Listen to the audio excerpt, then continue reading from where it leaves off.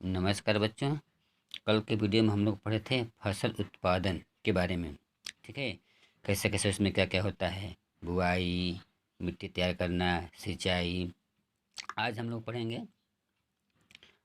पढ़ेंगे थोड़ा सा पीछे जाते हैं। उर्वरक के बारे में बताए थे कल। क्या बताए थे? उर्वरक। तो उर्वरक जो है क्या होता है? ये जल में घुलनशील होता है। क्या होता है? उर्वरक जो है जल में घुलनशील होता है। ठीक है। और ये यह पौधों के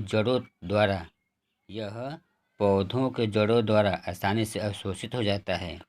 फसलों की पैदावार बढ़ाने में इसका प्रयोग किया जाता है। ठीक है।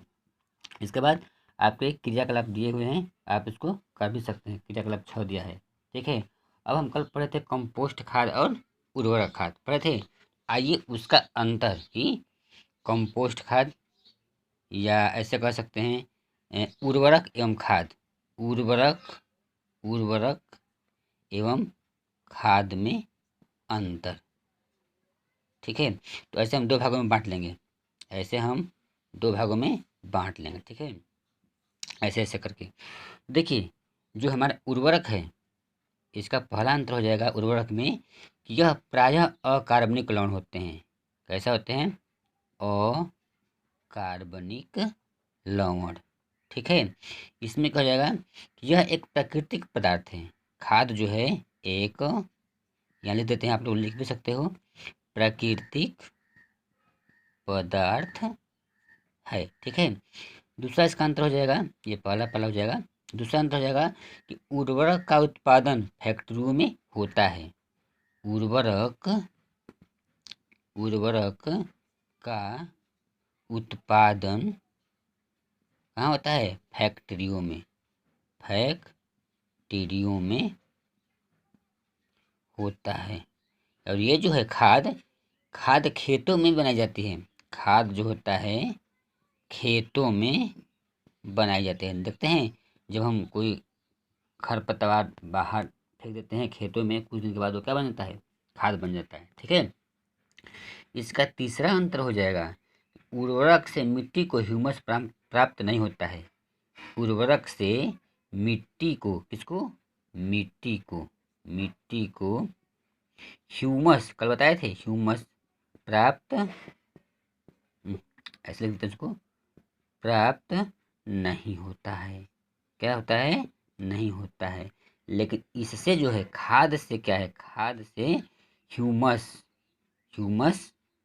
प्राप्त होता है। ह्यूमस प्राप्त होता है। ठीक है। ये तीसरा अंतर हो जाएगा। चौथा अंतर हो जाएगा कि उर्वरक में पादप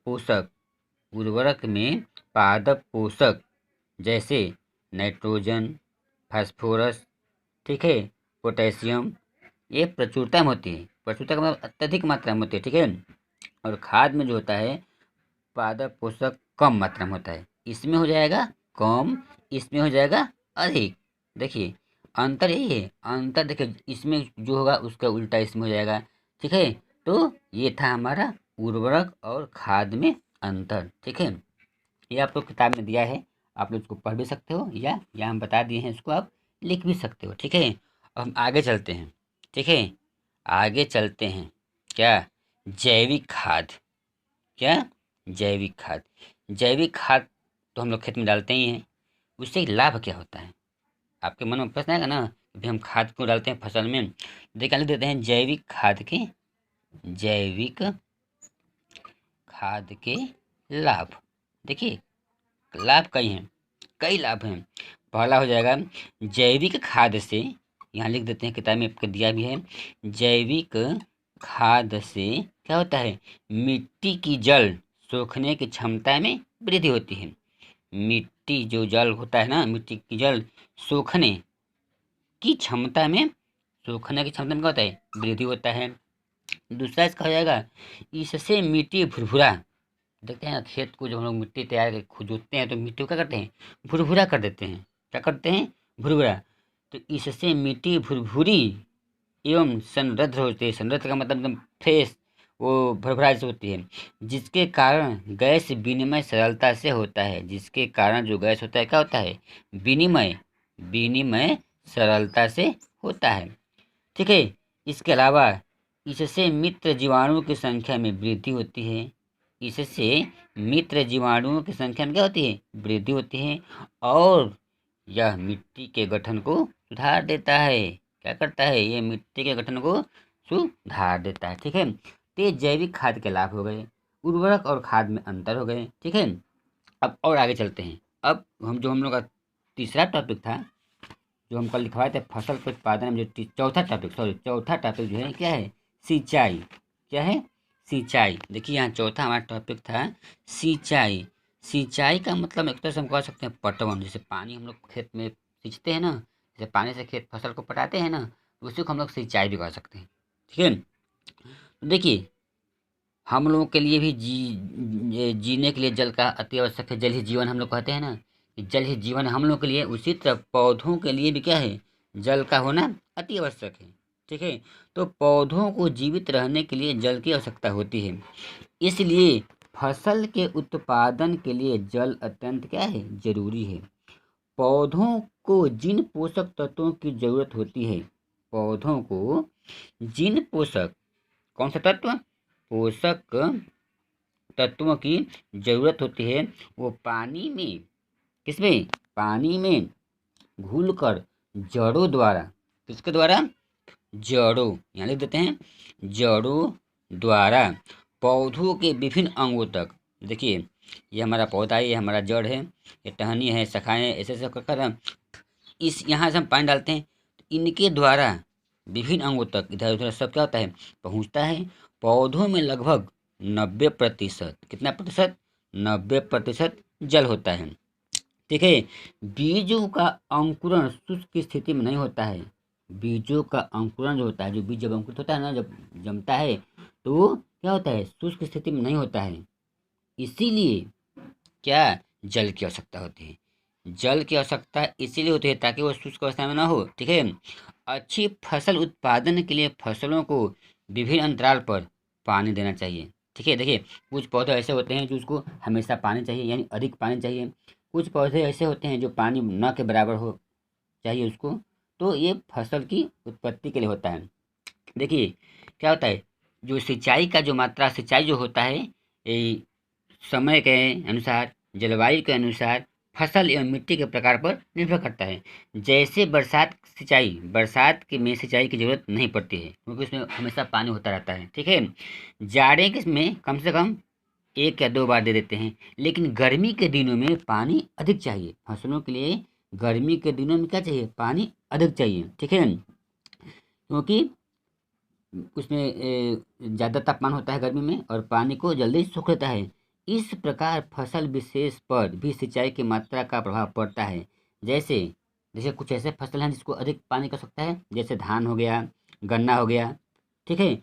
इनको अधिक पानी की आवश्यकता है। यहाँ लिख देते हैं, धान, गन्ना, गन्ना को अधिक पानी की आवश्यकता होती है, अधिक पानी की आवश्यकता होती है।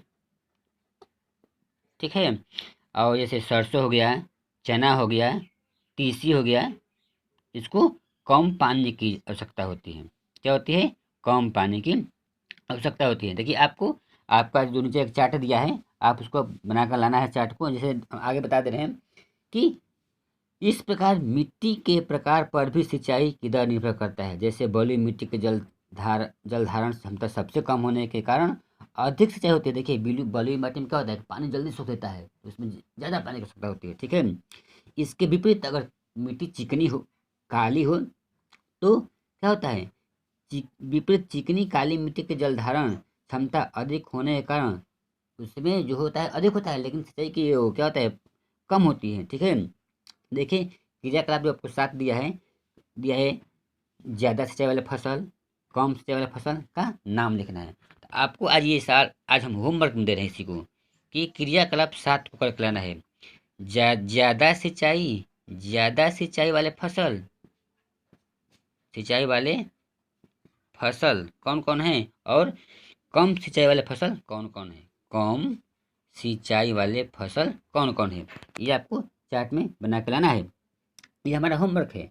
अब देखिए, सिंचाई तो हम लोग करते हैं, कोई फसल ऐसा होता है कुछ ज़्यादा है कम। अब करते हैं सिंचाई कैसे हैं, देखिए सिंचाई करने की कई विधियां हैं।